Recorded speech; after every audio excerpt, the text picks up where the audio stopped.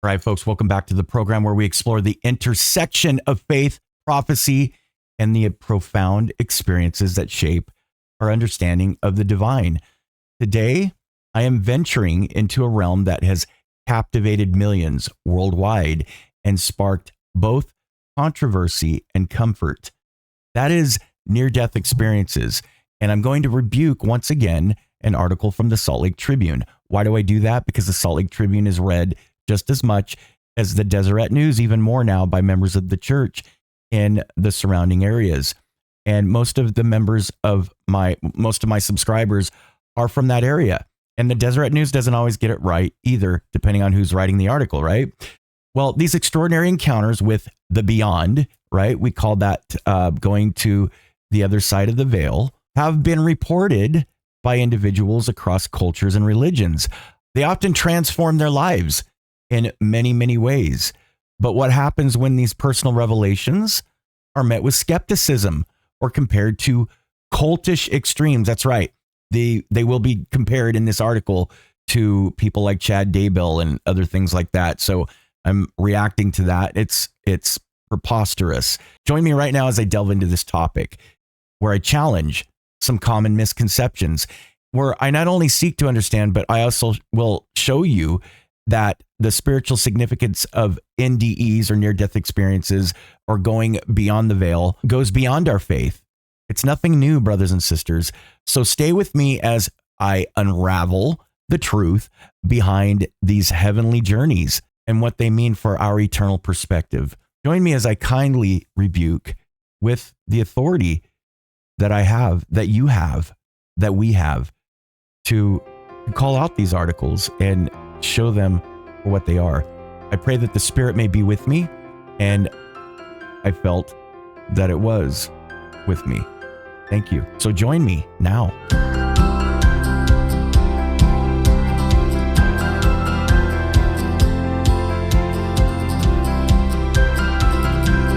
Brothers and sisters, I want to react to this very small piece in the Salt Lake Tribune about near-death experiences and how they're tying this into apocalyptic things, Chad Daybell, missing the point here and using old science to describe what near-death experiences really are, very one-sided. I want to bear testimony to you, and I want to show you that there are other sides to this, and a very faithless and one-sided article. So here's the article, and it's very short, but I want to give you my opinion on it. Matthew Bowman, exploring the LDS spin and near-death experiences, the apocalypse, and Chad Daybell. A lot of your ex-Mormons and anti-Mormons, I would call even these article writers in the Salt Lake Tribune, because the church is there and half the members of the church read this stuff. They like to tie in everything now to Chad Daybell. We all know he's a nut job. Okay, we all know he's crazy and that he does not represent the church, either does Warren Jeffs. He says there's a reason these writings about the afterlife and the end times gained traction among a number of Latter-day Saints. I am not going to read the article because it's kind of lengthy, but there's the title, and I'm going to tell you what I think, but I'll leave the link. So here's this article. Matthew Bowman is the author, and he discusses the LDS perspective on near-death experiences, and it does provide some interesting insights. There are a few points I respectfully disagree with, and I want to explore those with you right now. Point of disagreement 1, other scientists and surgeons believe in NDEs. So if you read the article, which you will, you'll understand. So the article suggests that the LDS community may be unique in its interpretation of NDEs. However, it's important to note that there are numerous scientists and surgeons outside of our faith who also believe in the validity of NDEs and have conducted research to support their existence. These experiences are reported across cultures and other religions. That's right, indicating a broader acceptance and interest in the phenomenon that the article implies. Point of disagreement 2, LDS stories of near-death experiences. The article touches on the storytelling aspect of NDEs within the LDS community. While it's true that these stories are shared among members, they are not just tales passed down for intrigue. Many individuals who have had these experiences feel a sense of, and I've read these, many of them, brothers and sisters. I'm going to have a guy on to talk about them in the future. He's kind of getting his notes together, but they feel this sense of spiritual confirmation. They feel a sense of enlightenment, and that aligns them with this. I would say aligns with teachings of our teachings about the afterlife and the eternal nature of our spirits. These personal accounts are more than just stories. They are testimonies, brothers and sisters, and they reinforce our faith. They provide comfort to us, and we believe they are real. Point of disagreement 3, outdated science used to explain away NDEs. So the article hints at the possibility that science used to explain NDEs is outdated. But that isn't all, brothers and sisters. That's not all. It basically mocks near-death experiences, and then you bring in the other stuff. These aren't just products of faith.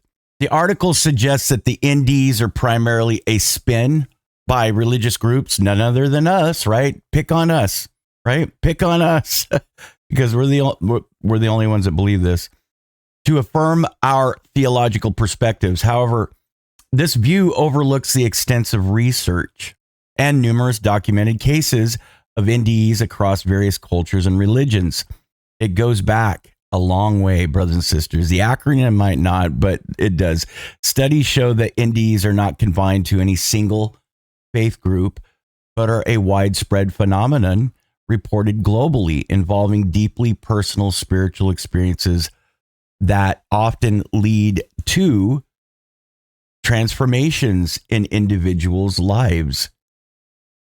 And they do, irrespective of their religious beliefs. We're not the only ones. Everyone is going to the spirit world. And people have different experiences. I have a theory about that they are not judged yet. They have not gone to that God who made them. What the Book of Mormon talks about, everyone will go back to for an intermittent judgment. So most people describe the initial near-death experience. They've never gone further. So how do we know what happens after that euphoria they're experiencing in the spirit world? We don't know. Historical and cross-cultural validity of NDEs. Contrary to the article's implication, and I'm going to leave the link. I said that. I'm not reading it. NDEs might be so the article implies also that near-death experiences might be a modern or culturally isolated phenomenon. Historical records and studies indicate that such experiences have been reported for millennia across different civilizations and cultures, from the ancient Greeks to contemporary accounts from various parts of the world. Brothers and sisters, those spiritual experiences that people experience going through the veil have been a consistent part of human experience, not just experiences in the church. They suggest a commonality in our understanding of life after death, and transcend individual religious or cultural backgrounds. NDEs and cultish comparisons, and this is so. The article also draws parallels between members of the church and cultish behaviors. And we're talking members of the church that believe in the afterlife, because we do. That's why we go to church, particularly in the context of figures like none other than Chad Daybell.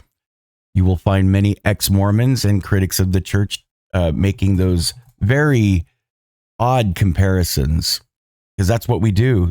That's what we did for 2 days during conference, bring up Chad Daybell and Warren Jeffs.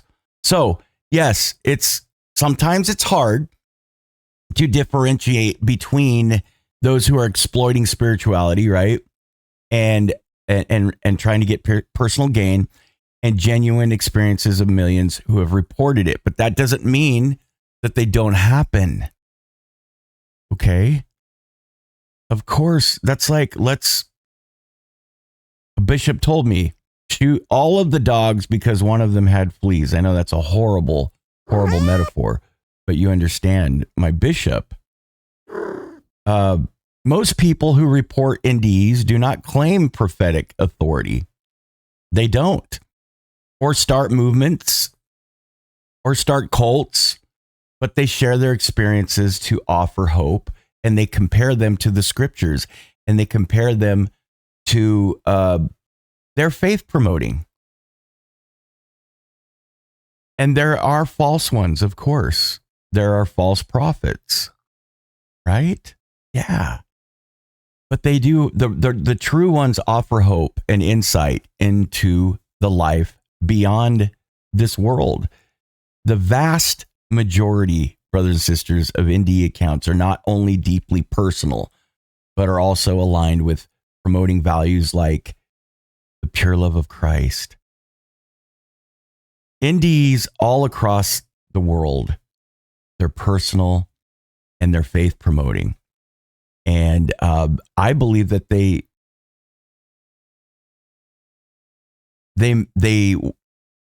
help us want to do what's right and to keep the commandments, so that we want to have oil in our lamps, and that always that we are prepared to meet our Maker for that intermittent judgment that the Book of Mormon talks about. Ecclesiastes chapter 12, verse 7 talks about returning unto that God who gave us life. The Book of Mormon, Alma 48:11, the spirits of all men, whether they be good or evil, are taken home to that God who gave them life. They are hardly the foundations of cultish ideologies, brothers and sisters. In closing, the article provides interesting perspectives, I guess. Brothers and sisters, it's important to approach topics like this with responsibility, not leaving out all kinds of research that has been done in the past about NDEs. Talk to a lot of heart surgeons today, and people that work in the operating room, and patients that they've had where they're in another room and they see everything going on in the operating room. That is not baloney. This doctor did not get with the patient and make that up. Brothers and sisters, the gospel is true. It is true. Near-death experiences, the true ones, are far from being mere products of religious expectations, and definitely not cultish fantasies. But they do offer us valuable insights into the universal, into questions of existence, into questions of the afterlife. They get us to read our scriptures. Kind of gives us a glimpse into what Alma meant when he says the spirits of all men, whether they be good or whether they be evil, are taken home to that God who gave them life.